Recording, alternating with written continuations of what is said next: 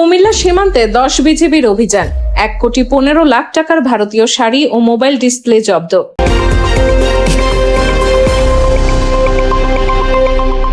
Comilla battalion 10 BGB সীমান্ত এলাকায় চোরাচালান ও আন্তঃসীমান্ত অপরাধ দমনে পরিচালিত পৃথক অভিযানে প্রায় 1,15,00,000 টাকা মূল্যের অবৈধ ভারতীয় শাড়ি ও মোবাইল ডিসপ্লে জব্দ করেছে।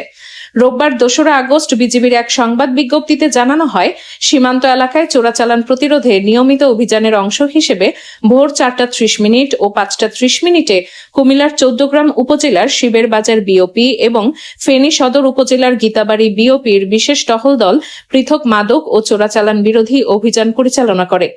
অভিযানকালে সীমান্ত থেকে প্রায় 5 কিলোমিটার বাংলাদেশের অভ্যন্তরে চৌয়ারা বাজার এবং 300 গজ অভ্যন্তরে উত্তর বেতিয়ারা এলাকায় মালিকবিহীন অবস্থায় বিপুল পরিমাণ অবৈধ ভারতীয় শাড়ি ও মোবাইল ডিসপ্লে উদ্ধার করা হয়।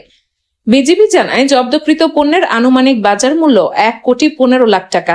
উদ্ধারকৃত এসব চোরাচালানি মালামাল বিধি মোতাবেক সংশ্লিষ্ট কাস্টমস কর্তৃপক্ষের কাছে হস্তান্তর করা হবে।